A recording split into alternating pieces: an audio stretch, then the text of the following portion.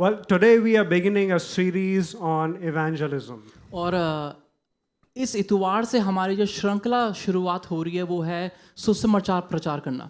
And we are going to be doing this over 3 Sundays. और अगले 3 हफ्ते तक हम इस श्रृंखला के ऊपर हम बातचीत करने जा रहे हैं। And whenever we think of a sermon series, one of the things I like to do is to make sure that the definitions of the words that we are going to be using, we all have it in common.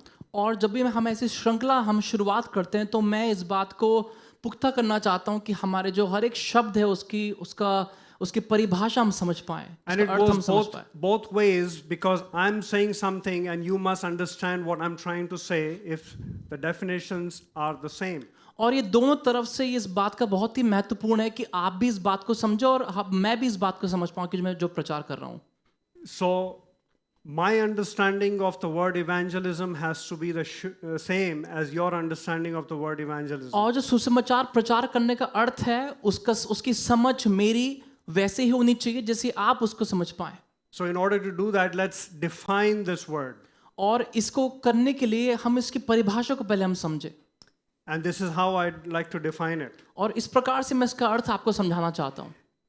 It is the spreading of the Christian gospel by personal or public speaking. और मसीही सुसमाचार का प्रचार करना सामूहिक रूप में या व्यक्तिगत रूप में गवाह होने के नाते। So it could be public preaching like this, और वो सामूहिक प्रचार हो सकता है or it could be personal witness. या वो एक व्यक्तिगत तौर पे गवाह बन के हो सकता है।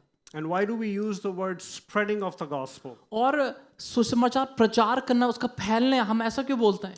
Because the word of God in Luke 24:47 says, क्योंकि हम इसलिए बोलते हैं क्योंकि लूका रचित सुसमाचार उसके 24 अध्याय के 47 पद में इस प्रकार से लिखा है, repentance and forgiveness of sins is to be proclaimed in Jesus' name to all nations beginning from Jerusalem.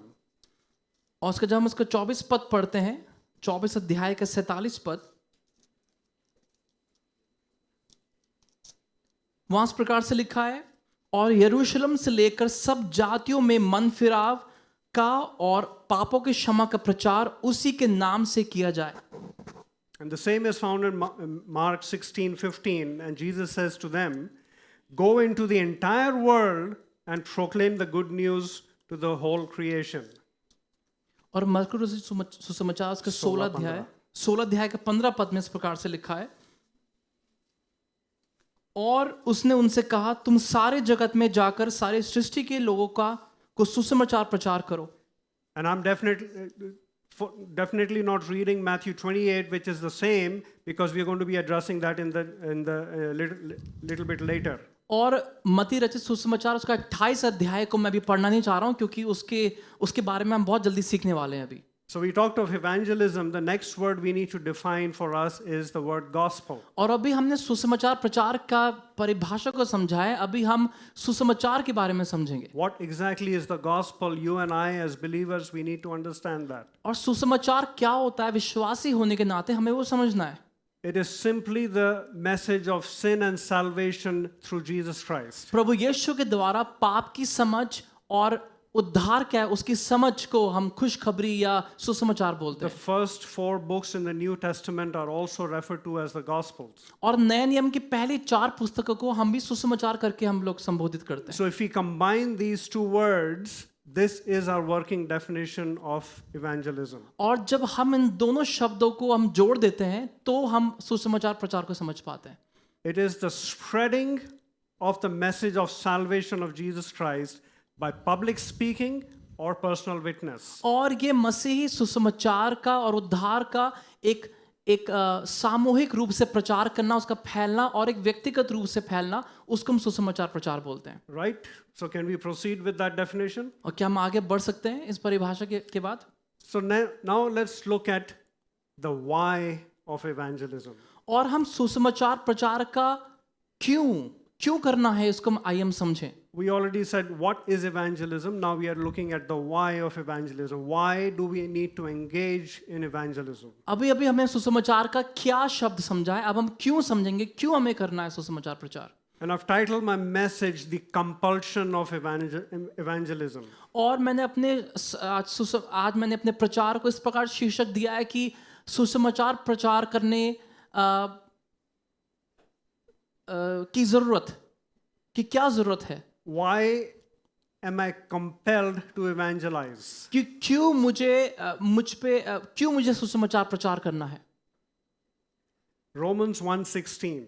और रोमी की पुस्तक उसका 1 अध्याय के 16 पद में इस प्रकार से लिखा है, It says, I'm not ashamed of the gospel because it is the power of God for the salvation of everyone who believes, first the Jew, then for the Gentiles. और यहाँ लिखा है क्योंकि मैं सुसमाचार से नहीं लज्जाता, इसलिए कि हर एक विश्वास करने वाले के लिए पहले तो यहूदी फिर यूनानी के लिए उद्धार के निमित्त परमेश्वर की सामर्थ है।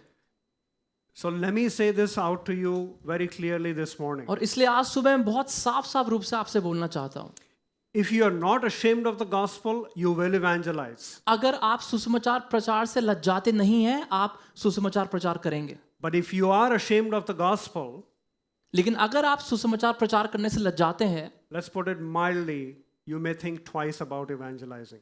आप शायद 2 बार सोचेंगे कि मैं करूं कि नहीं करूं। Right? ये सही है?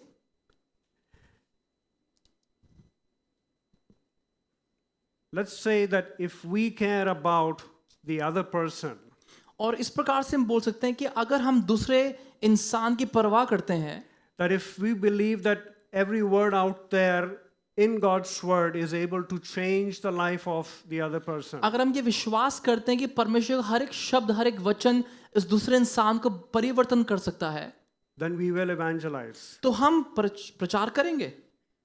What is that message? तो वो प्रचार क्या है?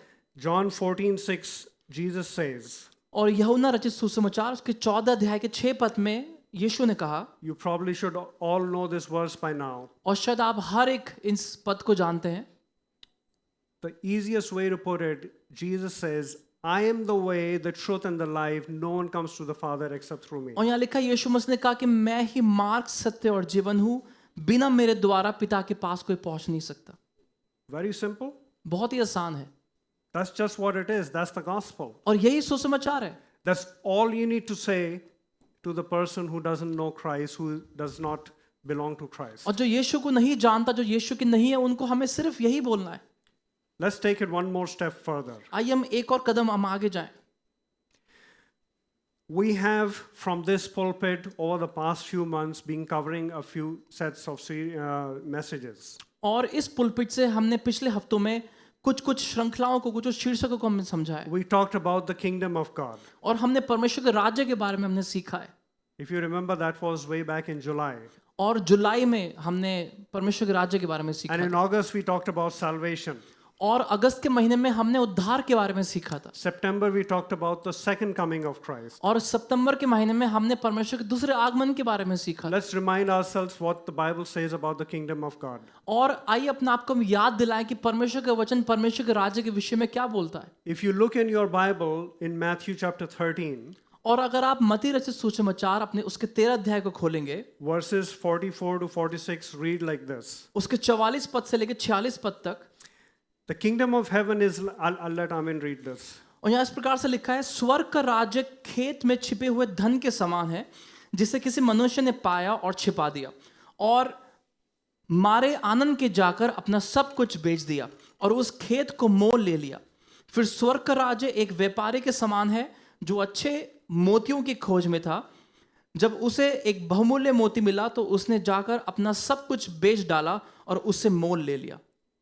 So you see, when the individual realizes that he has found the greatest treasure, he sells everything he has just to acquire it. और इसमें हम यहाँ पढ़ते हैं कि जब एक व्यक्ति को पता लगा कि यहाँ पर एक बहुत बहुमूल्य खजाना छुपा है, तो उसने उसको बेच के सब कुछ मतलब वो सब कुछ बेच दिया। When you and I receive salvation, we receive God's greatest gift in our lives. जब हम परमेश्वर के द्वार को अनुभव करते हैं तो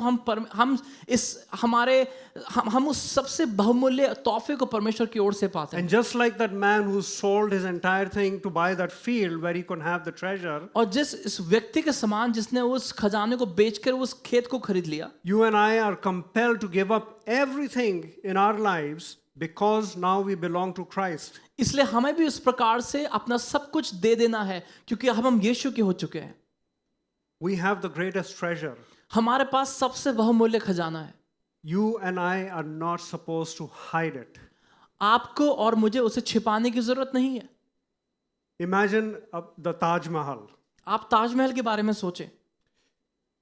When Shah Jahan built that several centuries back, और कुछ शताब्दी पहले जब शाहजहां ने उसका निर्माण किया, it was a symbol of his, let's call it, monumental love for his wife.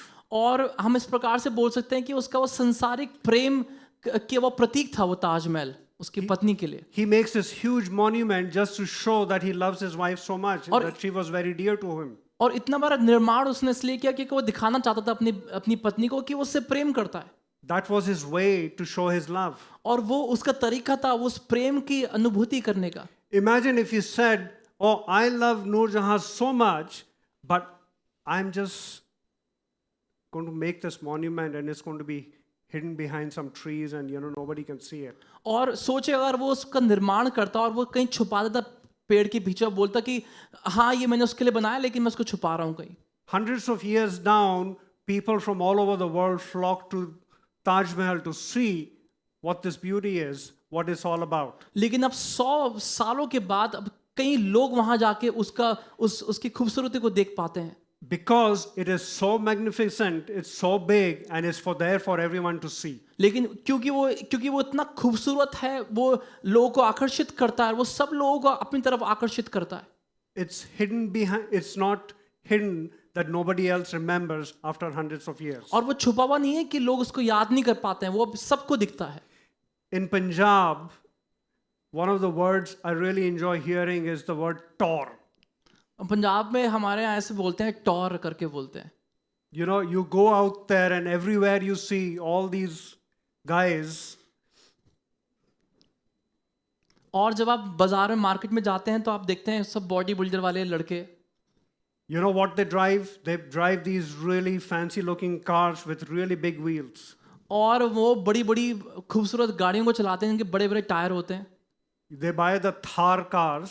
और वो थार को खरीद लेते हैं। And the first thing they do is they put the biggest possible wheels, और सबसे पहली चीज वो ये the करते हैं, alloys.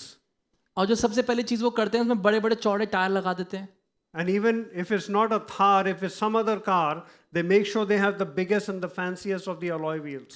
और अगर थार नहीं भी है कोई और गाड़ी है तो वो ये बात की पुख्ता करते हैं कि वो एक बड़े बड़े चौड़े टायर को उसमें डाल दें। And forget about the Thars, even sometimes you see the Maruti 800s, they're sitting like this because it's just so inflated. और थार को भी भूल जाओ, अगर हम मारुति 800 को ही देख लें, उसमें भी उसने बड़े बड़े टायर लगा देते हैं कि वो खुद बैठ नहीं पाते उसके। Because the idea is there that if you have it, you flaunt it. क्योंकि उसकी सोच ये है कि जितना आप दिखा सकते हो, जितना आपके पास है उसका आप उसको अकड़ दिखाओ उसको। You have to go out there and make it so impressive that everybody sees you. आपको उसको उतना आकर्षित बनाना है कि सब लोग उस चीज को देखें। You cannot be quiet about it. You have to be loud about it. और आपको चुप रहने की जरूरत नहीं है, आपको बहुत खुल्लम खुल्ला उसका शोबाजी करनी है। And if it's not the vehicles, it's your clothes. अगर ये गाड़ी के विषय में नहीं है तो कई बार लोग अपने कपड़े दिखा के यहाँ करते हैं। You go to any of these fancy malls and you see what kind of clothing is sold over there. और आप किसी भी मॉल में चले जाओ, आप देखो किस प्रकार के कपड़े वहाँ बिक रहे होते हैं। And if you have wealth, sometimes you have a gold chain around your neck. और अगर आप बहुत ही अमीर हो तो यहाँ पर मोटी मोटी सोने की चेन डाल देते हैं। And you see these rich guys, they have these gold chains. It's not a thin chain, it's a big, thick chain. And their front buttons are open so you don't miss it. और आप देखें लड़कों को कि इनकी यहाँ button खुले होते हैं और मोटी मोटी चेन सोने की डाल के घूमते हैं। What about the gospel in your lives? सुसमाचार के विषय में क्या हमारे जीवन में? Are you ashamed of it? क्या आप उसकी शर्मिंदा हैं उसको लेके? Does it make you think twice about being loud about it? क्या वो आपको 2 बार सोचने के लिए मजबूर कर देता है? What causes you to fear the spread of the gospel? सुसमाचार प्रचार के फैलने के लिए क्या चीज आपको डरा देती I है? want to suggest to you three things that might be going on in your mind that stops you from experiencing the power of God's word. और 3 बातों को मैं आपके सामने आज रखना चाहता हूं जो आपको शायद रोकती हैं प्रचार करने से, सुसमाचार के फैलाने से। Number one, I want to suggest to you is this, और सबसे पहली चीज मैं आपको ये बात आपको सुझाव करना चाहता हूं that you don't fully realize that the kingdom of God and salvation is for everybody who believes in Jesus Christ. और सुसमाचार प्रचार करना और परमेश्वर का राज है हर एक उस इंसान के लिए जो परमेश्वर यीशु पर विश्वास करता है। Number two, that you don't fully realize that the gospel is the power of God. और शायद आप इस बात को एहसास नहीं करते हैं कि परमेश्वर का वचन परमेश्वर की सामर्थ है।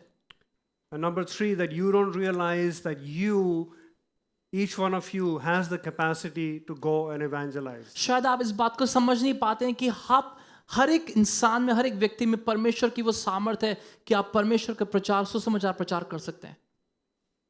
I'm doing pretty good with time, so we're going to go over these one by one.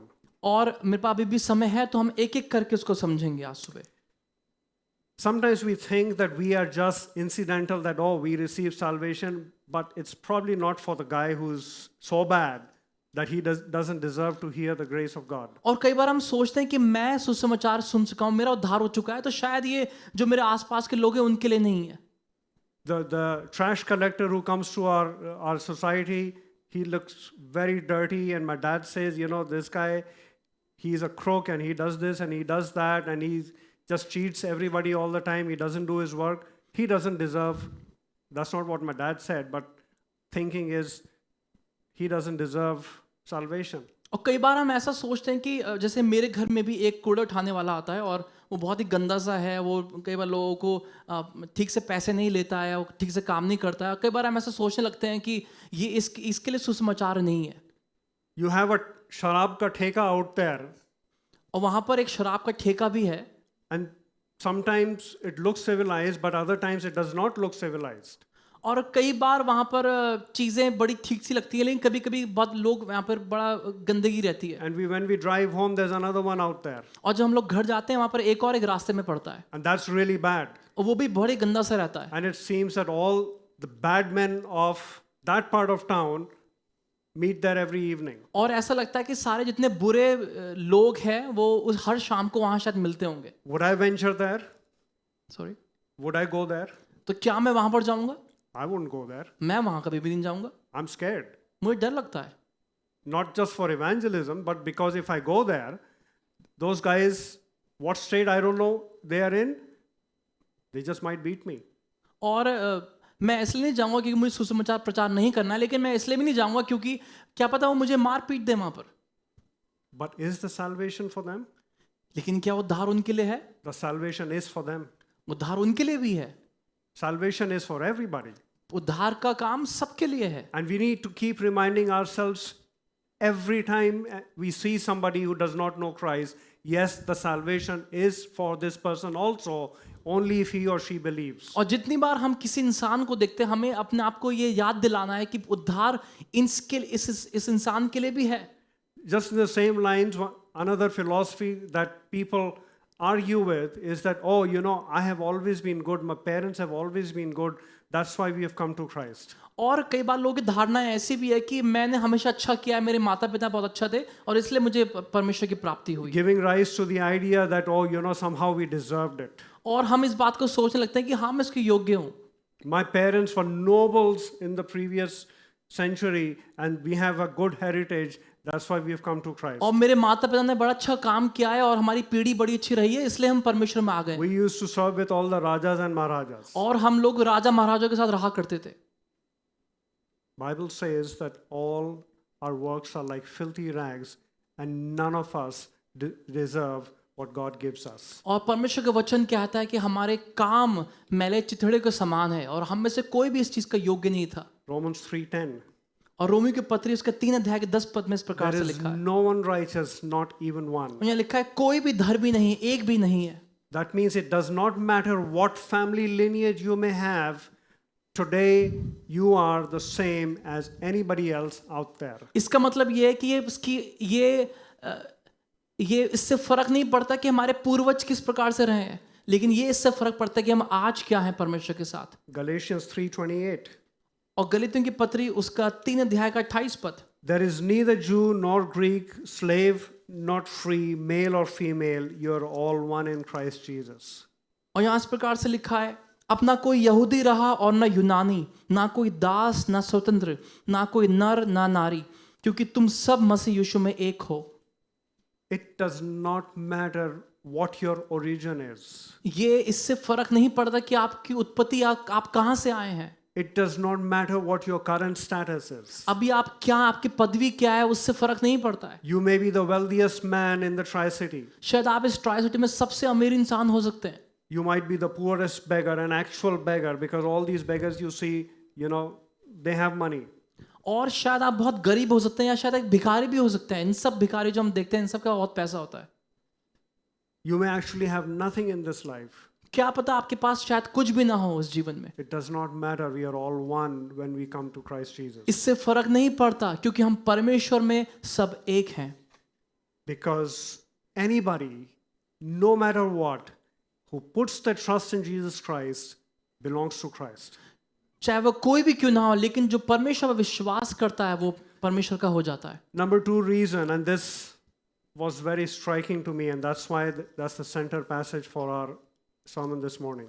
और जो दूसरा जो कारण है वो बहुत ही ज़्यादा ही विशेष है, मैं आपके सामने बांटना चाहता हूँ। Why do we stop and not believe हम क्यों रुक जाते हैं, हम क्यों विश्वास नहीं करते that the gospel is the power of God? कि सुसमाचार ही परमेश्वर की सामर्थ है। You and I think that we need to have a certain kind of charisma. और हम कई बार सोचते हैं कि हमारा शायद एक विशेष चरित्र शायद होना चाहिए, कुछ ऐसा हमारे अंदर कुछ विशेष होना चाहिए। You and I think that we need to have a certain kind of qualification or a capability. और हम सोचते हैं कि शायद हमारे पास कुछ ऐसी पदवी होनी चाहिए या कोई ऐसी ताकत होनी चाहिए। You and I think that we need to have some kind of understanding of scripture or some background in theology for us to evangelize. और हम कई बार सोचते हैं कि शायद हमारे पास कोई डिग्री होनी चाहिए, हमने कोई धर्मशास्त्र की पढ़ाई की हो, और उसी से हम शायद सुसमाचार प्रचार कर You सकते and I हैं। think that we need to have some kind of evangelism explosion training. और शायद हम इस कई बार सोचते हैं कि हमें जब तक हम ट्रेनिंग नहीं करेंगे तो हम सुसमाचार प्रचार नहीं कर सकते। But you know what you really need? क्या आपको पता है कि आपकी सच में क्या जरूरत है आज? For you to understand that we need to be nothing, but we need to believe that the gospel itself has the power to change the other person. आपको ये सोचना है कि चाहे मैं कुछ भी ना हूं, लेकिन ये परमेश्वर का वचन है, ये सुसमाचार है जिसके अंदर सामर्थ है किसी को बदलने के लिए। My son was ministering in a youth camp earlier on in June. मेरा बेटा जून के महीने में एक कैंप में परमेश्वर की सेवा कर रहा था। And he called and said, Papa, I don't know, I have 7 kids from broken families and I'm trying to reach out to them. और उसने मुझे एक दिन कॉल किया, बोला कि पापा मेरे पास ऐसे कुछ दोस्त हैं, मित्र हैं जो बहुत ही टूटे परिवारों से आते हैं और मैं उनको सलाह मशवरा कर रहा हूँ और मैं उनको परमेश्वर का वचन बांट रहा हूँ। And he says, I knew about it, but I'm heartbroken that their parents are divorced. और मैं उनसे बातचीत तो कर रहा हूँ पापा, लेकिन मेरा दिल टूट जाता है ये बात सोच के कि उनके परिवार, उनके माता पिता अलग अलग रहते हैं। He says, I don't know how to connect with them. और मुझे नहीं पता कि मैं किस प्रकार से उनसे बातचीत करूँ आगे। I don't know what to say to them. मुझे नहीं पता मैं क्या उनसे बोलूँ। So I said, son, just read scripture with them. और मैंने उनको बोला, बेटा उनके सामने परमेश्वर के वचन को पढ़ो। Show them a few passages assuring them of God's love from the Bible. उनको परमेश्वर के वचन कुछ दिखाओ जहाँ पर परमेश्वर के प्रेम के विषय में लिखा है और वो उनको आश्वासन देगा। Do you know why that was the right thing to do? आपको पता है कि वो सही चीज क्यों थी करने के लिए उस समय? Because Nathan didn't need to have the words. क्योंकि मेरे बेटे नेथन को शब्दों की जरूरत नहीं है। The words are already here in God's word. लेकिन वो शब्द जो है वो परमेश्वर के वचन में पहले से ही है। If you can't do it, you only need to point people to God's word, because God's word is alive and living and Amen. it will do what it needs to do to the right person. अगर आप खुद नहीं कर पा रहे हैं तो आपको लोगों को परमेश्वर के वचन की ओर निर्देशन देना है, क्योंकि परमेश्वर का वचन सत्य है, वो जीवित है। It doesn't need to be my words, it needs to be God's word, because God's word is living and alive. और वो मेरे वचन होने की जरूरत नहीं है, वो सिर्फ परमेश्वर के वचन होने की जरूरत है, क्योंकि परमेश्वर के वचन सिद्ध है और वो सत्य है। Hebrews 4:12 reads like this, for the word of God is living and active, sharper than any double-edged sword. It penetrates even to the dividing the soul and spirit, joints and marrow, judges the thoughts and attitudes of the heart. और इब्रानियों की पत्री इसके 4 अध्याय के 12 पद में इस प्रकार से लिखा है, क्योंकि परमेश्वर का वचन जीवित और प्रबल और हर एक दो धारी तलवार से भी बहुत चोखा है, और प्राण और आत्मा को और गांठ गांठ को और गूदे गूदे को अलग करके आर पार छेदता है और मन की भावनाओं और विचारों को जांचता है। You may be the most charismatic speaker and your words will penetrate the heart for a little while, but God's word, it divides the soul. और आप शायद बहुत ही एक प्रभावशाली प्रचारक हो सकते हैं, लेकिन ये परमेश्वर का वचन है जो गूदे गूदे को छेदने वाला वचन है। None of us have the capacity to do that. और हम में से किसी के पास वो ताकत नहीं है, It's only God's word. वो सिर्फ परमेश्वर का वचन है। Because 2 Timothy 3:16 reminds us that all scripture is God-breathed and is useful for teaching, rebuking, correcting and training in righteousness. और क्योंकि दूसरा तीमुथियुस उसका 3 अध्याय का 16 पद में इस प्रकार से लिखा है, और यहाँ लिखा है, संपूर्ण पवित्र शास्त्र परमेश्वर की प्रेरणा से रचा गया है और उपदेश और समझाने और सुधारने और धार्मिकता की शिक्षा के लिए लाभदायक है। God's word, that's what you need.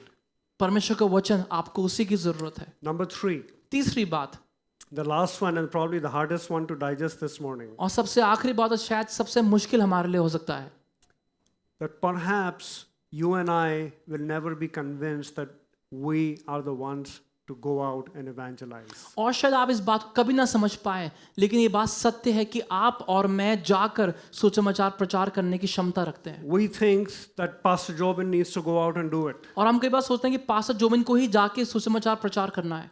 We think that somebody in the leadership team, they are more qualified to do it. और हम कई बार सोचते हैं कि शायद वो इंसान ज्यादा ही पढ़ा लिखा है इस वचन को बांटने के लिए।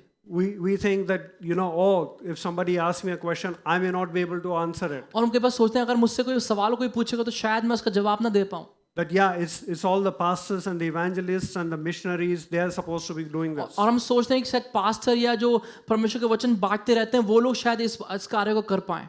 We've heard this twice this year already, and that's the Great Commission from Matthew 28. और हमने 2 बार पहले से इस वचन को हम सीख चुके हैं, और ये मत्ती रचित सुसमाचार उसका 28 अध्याय में पाया जाता है। Let's hear it for the 3rd time and maybe the 4th time in the weeks to come. और आइए हम उसको तीसरी बार आज पढ़ें, और शायद चौथी 5वीं बार भी आगे हम उसको पढ़ें। It's a command here that Jesus is giving his disciples. और ये एक ऐसा निर्देशन है जो परमेश्वर अपने शिष्य को दे रहा है। You and I are Jesus' disciples. आप और मैं परमेश्वर के शिष्य जैसे हैं। And what is he saying? और यहाँ क्या लिखा है? Go and make disciples. तुम जाओ और सुसमाचार प्रचार करो, चेला बनाओ, Teaching them to obey everything that Jesus has commanded you. और हर एक बात जो परमेश्वर ने, जो यीशु ने उनको सिखाई है, उनको जाके आज्ञा दो। One of the worst excuses I've ever heard is that, it was for his disciples, and the disciples of Jesus Christ are those who are in ministry. और सबसे बेकार बात जो मैंने आज तक ये सीखी है वो ये है कि ये वचन तो परमेश्वर के शिष्यों के लिए, चेलों के लिए था, वो हमारे लिए नहीं है। I said, brother, you and I, we may or may not be in ministry, but we are still disciples of Jesus Christ. और मैंने उनको ये बोला, भाई हम शायद सेवा में ना हो, लेकिन ये फिर भी हमारे लिए लागू करता है। Let's think about this for a moment. और इस बारे विषय में थोड़े समय हम सोचें। The Bible does speak that in Ephesians 4:11-13 that Christ gave himself to be apostles, prophets, evangelists, and so we are very happy to hide behind that verse and say, I'm none of these. और हम शायद इस बात हम कई बार सोच सकते हैं, जब 4:11 में लिखा है कि उसने कुछ को प्रेरित करके नियुक्त किया, कुछ को भविष्यवक्ता, कुछ को सुसमाचार सुनने वाला, कुछ को उपदेशक देने वाला। You say, I'm not an evangelist. और आप बोल सकते हैं कि मैं तो सुसमाचार प्रचार नहीं करता हूँ, I'm not a pastor, I'm not a prophet. मैं तो एक पासवान नहीं हूँ, मैं तो एक भविष्यवाणी करने वाला नहीं हूँ। Sometime back, I saw this caption of this big international ministry. और मैंने एक इंटरनेशनल सेवा चल रही है, उसका मैंने वो शीर्षक इस प्रकार से पढ़ा, changing the few who change many. और उन थोड़े को बदलना जो बहुत सारे बदल देते हैं। And years back, I read this tagline, training the trainers. और मैंने कुछ समय बाद ये भी इस प्रकार का देखा कि जो सिखाने वाले होते हैं उनको सिखाना। But I want to put this out before you this morning, and I hope it stays once and for all. और लेकिन मैं आपके सामने फिर से इस चीज़ को रखना चाहता हूँ, मैं विश्वास करता हूँ ये आपके साथ रहेगा। God the Father परमेश्वर पिता sent His Son Jesus, उसने अपने बेटे यीशु को, and because of our faith in Him, because Jesus shed His blood for our sins, और क्योंकि यीशु ने हमारे पापों के लिए अपने लहू बहाया, we are sons of God. हम भी उस परमेश्वर पिता के पुत्र हैं। We have the assurance that we are going to be with Him in heaven. और हमारे पास ये आश्वासन है कि हम उसके साथ स्वर्ग में होंगे। We are His disciples, हम उसके चेले हैं। right? Straightforward, lenient connection. और ये बहुत ही सीधा एक कनेक्शन है। But sometimes we see out there is God the Father, Jesus, and then you have this master trainer or the big boss who's training some of the other, let's say, grassroots planters. लेकिन church हम planters. कई बार उसको गलत समझ लेते हैं कि परमेश्वर पिता फिर यीशु और फिर एक बॉस जो है जो ट्रेनिंग कर रहा है और फिर उसके नीचे और भी कई ट्रेनर हैं। I don't want us to think that there has to be some intermediary between all the unsaved people and Jesus Christ. और मैं चाहता हूं कि आप इस प्रकार से गलत ना समझें कि परमेश्वर यीशु और दूसरों के बीच में हम यहाँ पर फंस जाते हैं। Our responsibility, we are the ones who will evangelize the entire world. ये हमारी जिम्मेवारी, हमारे ऊपर और कोई नहीं है यीशु के अलावा, और ये हमारी जिम्मेवारी कि हम दूसरों तक सुसमाचार प्रचार करें। That's what we need to realize. और यही हमें एहसास होना जरूरी है। And there's more. और थोड़ा सा और है हमारे सामने। It's not just the fear of evangelism. और ये सुसमाचार प्रचार करने का वो खौफ या डर नहीं है, And this might shock you. और ये शायद आपको काफी शॉक करेगा। It's lack of love. ये प्रेम की कमी है। It's lack of love for the unsaved. ये प्रेम की कमी है उन लोगों के लिए जो बचे नहीं हैं अभी तक। And I realized when I was thinking about my message this morning that why am I talking of fear? और मुझे परमेश्वर ने याद दिलाया कि मैं क्यों डर के विषय में इस बात Because करूं। that's a more prominent position in my own life. क्योंकि ये मेरी भी बहुत ही एक महत्वपूर्ण स्थान मेरे जीवन में भी रखता है ये चीज। The love comes a little later. प्रेम बाद में आता है। And sometimes we think that the love might be easier, और हम कई बार सोचते हैं कि प्रेम करना शायद दूसरों का आसान होता है, but the two go hand in hand. लेकिन ये दोनों साथ साथ चलते हैं हमेशा। Mark 12:29 to 31. और मरकुस रचित सुसमाचार उसका 12 अध्याय और 29 से लेके 31 पद तक। It says, Jesus said the greatest commandment is this.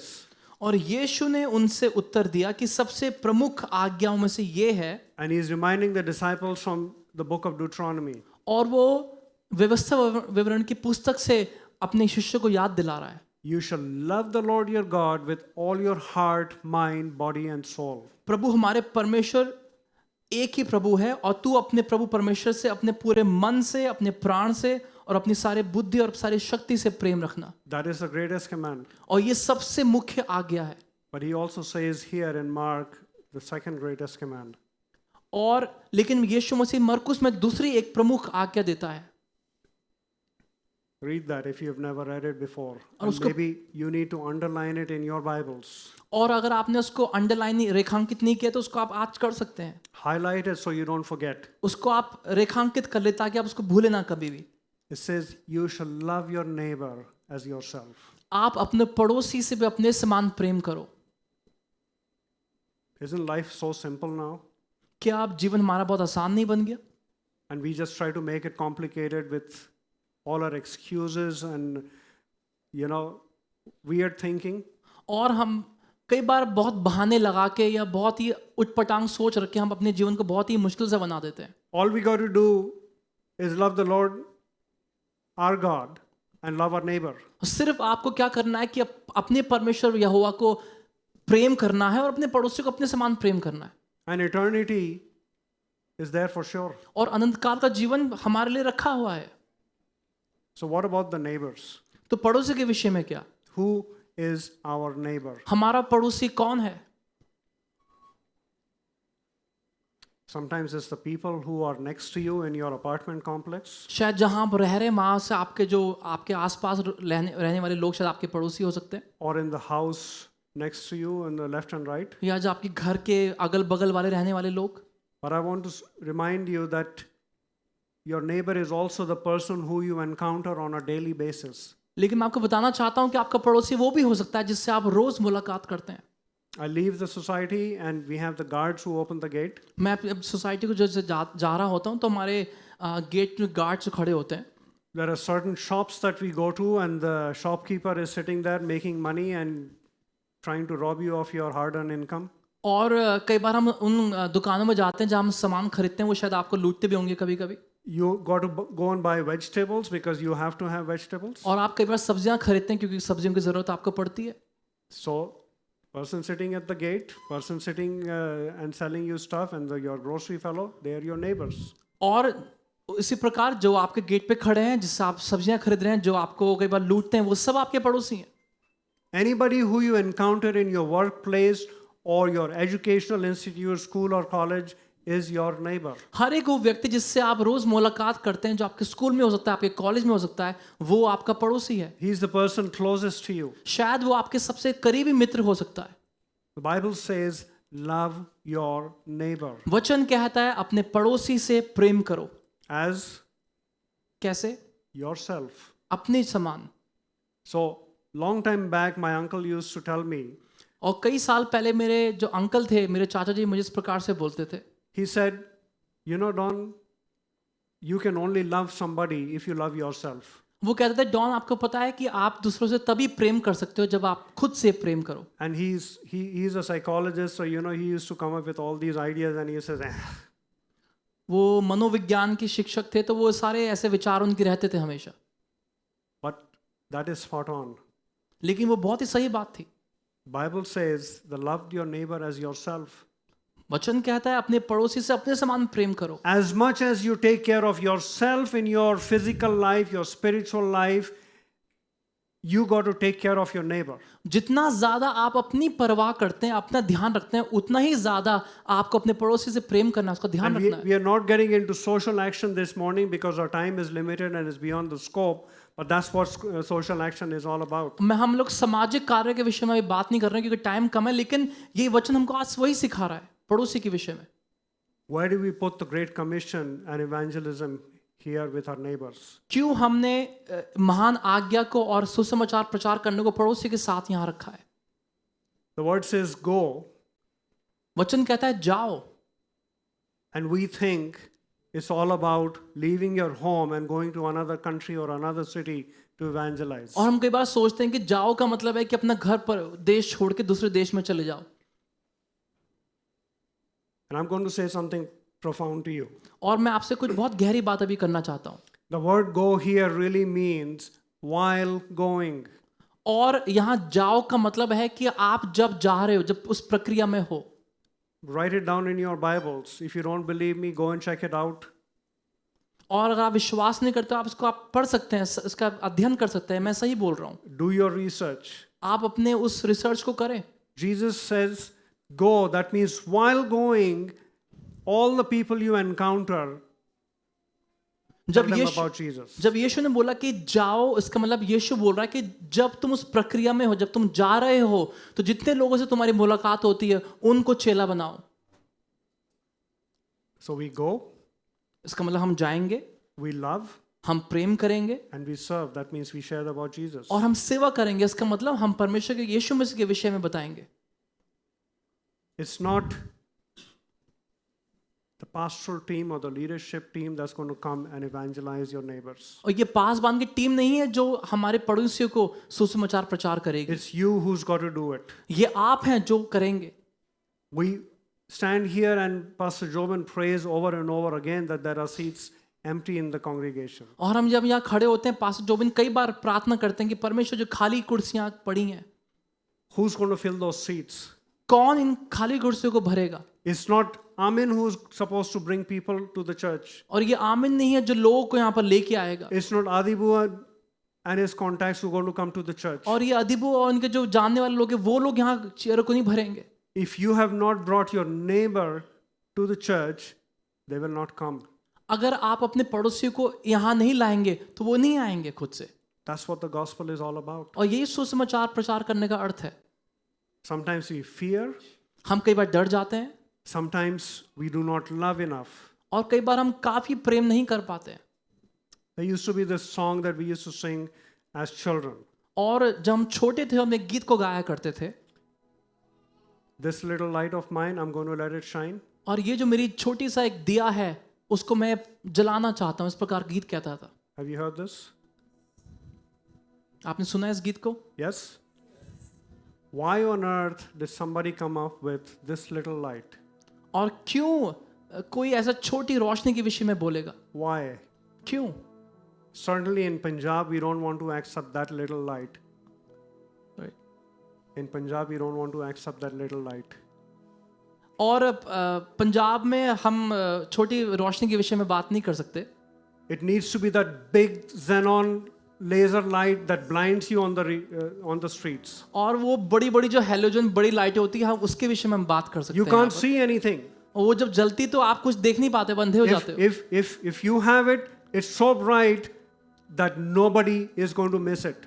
और जब आप उसको देखोगे तो सब लोग देख पाएंगे क्योंकि इतनी बड़ी वो लाइटें होती हैं. It's not a little light. वो छोटी लाइट नहीं है, It's a big light. वो बड़ी ज्योति है. It is the light of the world that came to us to save us. लेकिन जो इस धरती पे आया, संसार में आया, वो यीशु की वो महान ज्योति थी जो हम सब के लिए आ गई. I want to conclude by reading this verse from Matthew 5. और मत्ती रचित सुसमाचार उसके 5 पद को पढ़ के मैं समाप्त करूंगा. And this is verses 14 and 16, 14 to 16. और ये 14 से 16 पद तक है. It says, "You are the light of the world. A city built on a hill cannot be hid. No one after lighting a lamp puts it under a bushel basket, but on the lampstand, and it gives light to all in the house. In the same way, let your light shine before others, so that they may see your good works and give glory to your Father in heaven." तुम जगत की ज्योति हो, जो नगर पहाड़ पर बसा हुआ है वह छिप नहीं सकता. और लोग दिया जलाकर पैमाने के नीचे नहीं परंतु दीवट पर रखते हैं, तब उससे घर के सब लोगों का प्रकाश पहुंचता है. उसी प्रकार तुम्हारा उजाला मनुष्य के सामने चमके कि वे तुम्हारे भले कामों को देखकर तुम्हारे पिता की जो स्वर्ग में है बड़ाई करें. As we think of evangelism this month, और जब इस महीने सुसमाचार प्रचार के विषय में बातचीत as we करते हैं think of what's ahead in the next 2 Sundays, और अगले 2 इतवार में हम क्या सुनने वाले हैं उसके विषय में हम सोचें. I hope that you realize that this should be your motivation for evangelism. और मैं चाहता हूं कि आप इस विषय को सोचें कि ये आपको आगे सुसमाचार प्रचार करने के लिए और उत्साह करें. And may this verse be the checklist which tells you, is your light shining or is it not shining? और ये पद आपका वो पैमाना बन जाए कि आप अपने आप को रोज जांचें कि क्या सच में आप सुसमाचार प्रचार कर पा रहे हैं. Am I still fearful even though this is the most powerful word on earth? क्या मैं फिर भी डर रहा हूं जबकि मैंने इतने शक्तिशाली पद को पढ़ लिया है, समझ लिया है. Do I have the capacity to love my neighbor? क्या मेरे अंदर वो क्षमता है कि मैं अपने पड़ोसी से प्रेम कर सकता हूं. May the word of the Lord convict your hearts this morning and convince you of its power. और मैं प्रार्थना करता हूं कि परमेश्वर का वचन आपको आज कायल करे और उसके अंदर जो सामर्थ है वो आपको आज प्रेरित करे.